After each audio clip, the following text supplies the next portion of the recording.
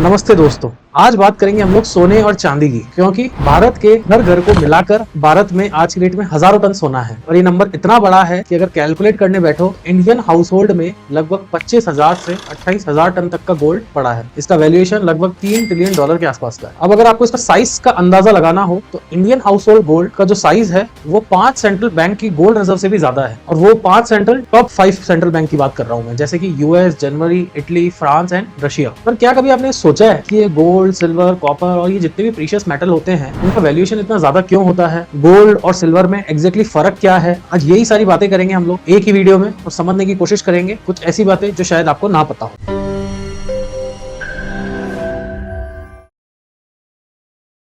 सबसे पहले ये समझने की कोशिश करो कि जो गोल्ड एंड सिल्वर है भले प्रीशियस मेटल कैटेगरी में आते हैं, लेकिन इन दोनों का जो यूसेज है या इन दोनों का जो कैटेगरी है वो डिफरेंट है। एक तरफ अगर गोल्ड की बात करें तो ये एक तरह से सेफ हेवन असेट है, इसको वॉल्ट में रखा जाता है। आरबीआई या फिर जो सेंट्रल गवर्नमेंट्स होती हैं वो लोग रखते हैं। क्यों रखते हैं? क्योंकि जब इन्फ्लेशन होता है तो ये गोल्ड एक तरह से इंश्योरेंस की तरह काम करता है। दूसरी तरफ अगर सिल्वर की बात करें तो ये एक तरह से हाइब्रिड मेटल है। इसका जो 59% यूसेज है वो इंडस्ट्रियल एप्लीकेशन में आता है, फॉर एग्जाम्पल सोलर में, इलेक्ट्रिक व्हीकल्स में, उसके अलावा बैटरीज में, स्मार्टफोन्स में और टेलीकम्युनिकेशन में। कहने का मतलब ये है कि जो सिल्वर है वो एक तरह से टेक कंपोनेंट आप कह सकते हो कि यूज आता है। गोल्ड के बारे में बात कर लेते हैं कि गोल्ड इतना महंगा क्यों? इसका सबसे बड़ा कारण ये है कि जो इनका माइनिंग एक्सट्रैक्शन का खर्चा होता है वो काफी ज्यादा होता है। अगर इसको समझने की कोशिश करें तो इनका 1 घंटे माइनिंग करने का लगभग 1500 किलोवाट का एनर्जी कंज्यूम कर लेता है, वो भी कुछ क्वांटिटी ऑफ गोल्ड के लिए। कंपैरेटिवली अगर अपन ओपन पिट की जो माइनिंग करते हैं उसमें 500 किलोवाट का एनर्जी कंज्यूम होता है, यानी कि अर्थ ओर से जितना डीप लेवल का माइनिंग होगा उतना एनर्जी कंज्यूम ज्यादा होगा। अब जो माइनिंग एक्सट्रैक्शन है उसमें सबसे ज्यादा जो कॉस्ट होती है वो एनर्जी की होती है। उसके अलावा भी बहुत सारे खर्चे होते हैं, for example labour cost, royalty का पेमेंट। रॉयल्टी का पेमेंट डिसाइड होता है गोल्ड प्राइस से, जितना हाई गोल्ड प्राइस होगा उतना रॉयल्टी का पेमेंट ज्यादा होगा, तो शॉर्ट टर्म में वहां पे मार्जिन भी श्रिंक होते हैं अगर गोल्ड का प्राइस बढ़ता है तो। उसके अलावा सस्टेनिंग कैपिटल, सस्टेनिंग कैपिटल होता है इक्विपमेंट और उसके अलावा दूसरी सारी चीजें, वो लगभग 10% का टोटल गोल्ड का जो प्राइस होता है वो कंप्राइज करता है। तो कहने का मतलब ये कि इनके जो मार्जिन होते हैं माइनिंग कंपनीज के वो काफी छोटे होते हैं, बिल्कुल एकदम थिन लाइन होती है। थोड़ी सी कॉस्ट बढ़ेगी उनके मार्जिन काफी अच्छे से नीचे गिर जाएंगे। तो गोल्ड महंगा होने का कारण माइनिंग होता है। अब बड़ा सवाल ये है कि गोल्ड का जो भाव होता है वो डिसाइड कौन करता है ग्लोबली बेसिकली? तो इसका आंसर है LBMA, London Boolean market association. ये एक लंदन का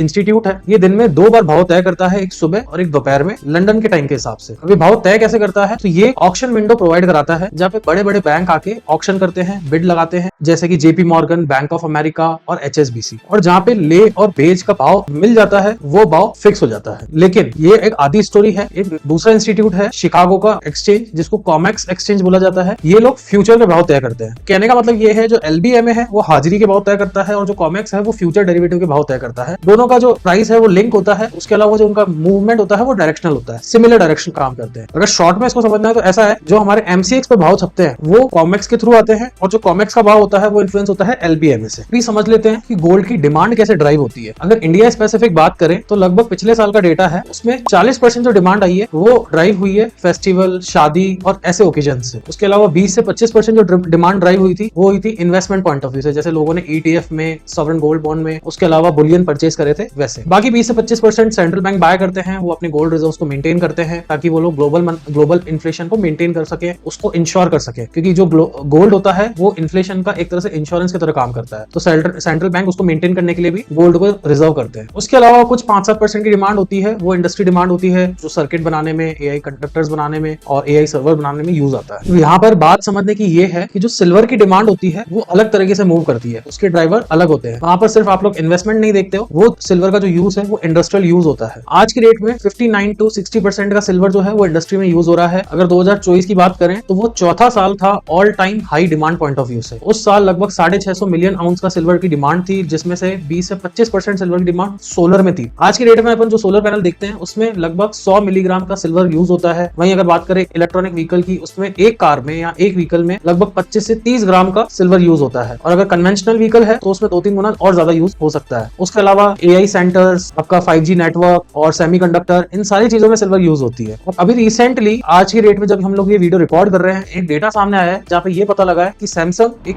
बैटरी पे काम कर रहा है। वो बैटरी चार्ज होने में सिर्फ 9 मिनट लगेगी, वो 900 किलोमीटर का एवरेज देगी, लेकिन उस बैटरी को बनाने में लगभग 1 किलो सिल्वर यूज होगी। और अगर वो ग्लोबली जितनी भी सिल्वर की सप्लाई है उस सारी सप्लाई को यूज करता है, फिर भी वो सिर्फ 20% कैपेसिटी पे काम कर पाएगा, यानी कि ग्लोबल सप्लाई भी उसकी पूर्ति नहीं कर पाएगा। यहाँ तक हमने बहुत सारी इंफॉर्मेशन प्रोवाइड करने की कोशिश करी है एक छोटी सी वीडियो में, लेकिन अगर आप इस वीडियो को 1 या 2 बार देखोगे तो आपको सारी इंफॉर्मेशन इजीली समझ में आ जाएगी, क्योंकि हमने एकदम इजी शब्दों का इजी वे में समझाने की कोशिश करी है, कोई भी hard and fast jargon use नहीं करे हैं। तो 1-2 बार देखो, वीडियो समझ में आ जाएगी। अब इंडिया स्पेसिफिक डेटा पॉइंट को समझने की कोशिश करते हैं। आज की डेट में इंडिया में 2 कैटेगरी के गोल्ड है। फॉर एग्जाम्पल, एक तो आरबीआई के पास में और दूसरा हाउस होल्ड गोल्ड। आरबीआई के पास में 876 टन के आसपास का गोल्ड रिजर्व है। अगर हाउस होल्ड गोल्ड की बात करें तो वो 25,000 से 30,000 टन के आसपास का गोल्ड है, जिसमें से 40% गोल्ड अकेला साउथ इंडिया के पास में है और उसमें से 28% गोल्ड तमिलनाडु के पास में है। इंडिया आज की डेट में 5th लार्जेस्ट इंपोर्टर है गोल्ड का, और जो लार्जेस्ट इंपोर्टर है वो स्विट्जरलैंड, चाइना और फिर बाद में यूके है। यहाँ market cap point of view से बात को समझ लेते हैं। गोल्ड का आज की डेट में 30 ट्रिलियन का मार्केट है, जो कि इसको ग्लोबली सबसे बड़ी एसेट क्लास बनाता है। वहीं सिल्वर का $3 ट्रिलियन का मार्केट कैप है। वहीं अगर भाव की बात करें तो गोल्ड का लगभग 4,500 पर आउंस डॉलर का वैल्यूएशन या प्राइस करंटली चल रहा है। वहीं दूसरी तरफ सिल्वर का जो प्राइस है वो लगभग $65 पर आउंस का चल रहा है। ये भाव जो मैं बता रहा हूँ आपको, ये आज की डेट में जब हम वीडियो रिकॉर्ड कर रहे हैं तब के भाव है। जब ये वीडियो आप देख रहे हो सकता है ये भाव ऊपर नीचे कहीं ना कहीं चल रहा है। इन भावों पे सिल्वर टू जो गोल्ड टू सिल्वर का रेशियो है वो लगभग 75:1 का रेशियो है। यानी कि अगर आज आपके पास में 1 करोड़ रुपए है और 1 करोड़ रुपए में आप जितनी क्वांटिटी गोल्ड ले सकते हो उससे 75 गुना ज्यादा सिल्वर आपको मिल जाएगा। एक समय पे ये जो रेशियो था वो 10:1 का था। और अभी आपके मन में एक डाउट और आ सकता है कि सिल्वर की इंडस्ट्रियल यूसेज इतनी है, उसका इतना यूज हो रहा है, इतनी डिमांड है, फिर भी ये रेशियो इतना ज्यादा कैसे, सिल्वर इतना कम वैल्यूएशन पे कैसे मिल जाता है गोल्ड के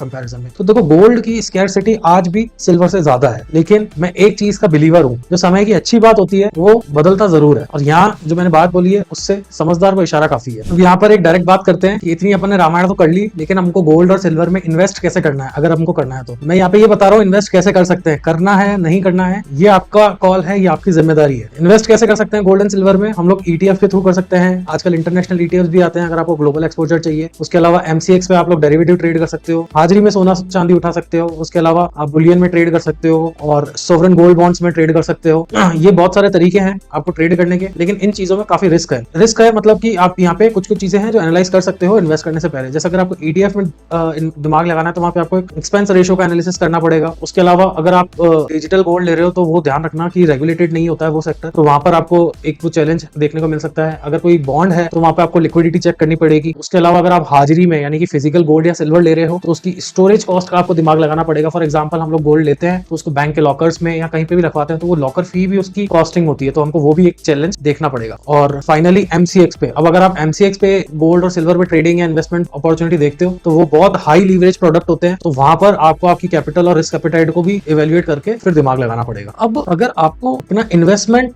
का जो एनालिसिस फ्रेमवर्क बनाना है कि मैं गोल्ड और सिल्वर में इन्वेस्ट करना चाहता हूं लेकिन मेरे को एनालिसिस का एक फ्रेमवर्क बनाना है, तो उसके 2 मोटे-मोटे रास्ते हैं। सबसे पहला तो होता है प्राइस एक्शन, जिसको हम लोग टेक्निकल एनालिसिस और भी बहुत दूसरे नामों से जानते हैं। तो अगर आपको इजी फॉर्म में जाना है तो आप प्राइस एक्शन को फॉलो करके अपना इन्वेस्टमेंट एनालिसिस कर सकते हो। और अगर आपको नहीं आता है प्राइस एक्शन की कैसे हम लोग प्राइस एक्शन को समझें, क्या करें, तो मैंने अपना YouTube पे एक फ्री कोर्स प्रोवाइड करा रखा है और वहां से जाके सीख के अपनी प्राइस एक्शन की अंडरस्टैंडिंग डेवलप कर सकते हो। लेकिन आप चाहते हो कि भाई हमको प्राइस एक्शन फॉलो नहीं करना, हमको प्योरली फंडामेंटल्स और दूसरी सारी चीजें देखनी है, तो उसके फिर बहुत सारे मैट्रिक्स होते हैं जो आपको मॉनिटर करने पड़ेंगे। जैसा सबसे पहला होता है dollar index, US dollar index. तो अब US डॉलर इंडेक्स और उसके अलावा US फेड रेट जो होती है वो गोल्ड की प्राइस के साथ में नेगेटिवली कोरिलेटेड होती है। लेट्स से अगर फेड रेट बढ़ाएंगे तो गोल्ड नीचे गिरेगा। उसके अलावा इन्फ्लेशन वर्सेस गोल्ड, इन्फ्लेशन और गोल्ड का जो प्राइस होता है वो पॉजिटिवली कोरिलेटेड होता है। इन्फ्लेशन बढ़ेगा तो गोल्ड का भी वैल्यूएशन बढ़ेगा। उसके अलावा हम लोग देख सकते हैं सप्लाई एंड डिमांड। अब सप्लाई एंड डिमांड में अगर सेंट्रल बैंक्स बाय कर रहे हैं, ग्लोबली सेंट्रल बैंक गोल्ड की पोजीशन और रिजर्व अपने बढ़ा रहे हैं, तो इसका मतलब डिमांड आगे चल के और भी बढ़ेगी और सप्लाई हो सकता है श्रिंक हो। सिमिलरली सिल्वर की बात करें तो सिल्वर जिस इंडस्ट्री से एसोसिएटेड है, फॉर एग्जांपल रिन्यूएबल एनर्जी या इलेक्ट्रॉनिक व्हीकल्स, उसके अलावा AI सेमीकंडक्टर, तो आपको इंडस्ट्री को ट्रैक करना पड़ेगा। अगर वो इंडस्ट्री में कोई आगे चल के ग्रोथ दिखती है तो उसका टेलविंग सिल्वर को भी मिलेगा ही मिलेगा। उसके अलावा आपको माइनिंग प्रोडक्शन रिपोर्ट्स पढ़नी पड़ेगी। कंपनी अपनी माइनिंग प्रोडक्शन रिपोर्ट्स लाती है, पब्लिकली डेटा अवेलेबल होता है, आपको उसको एनालाइज करना पड़ेगा। फाइनली आप और भी बहुत सारी चीजें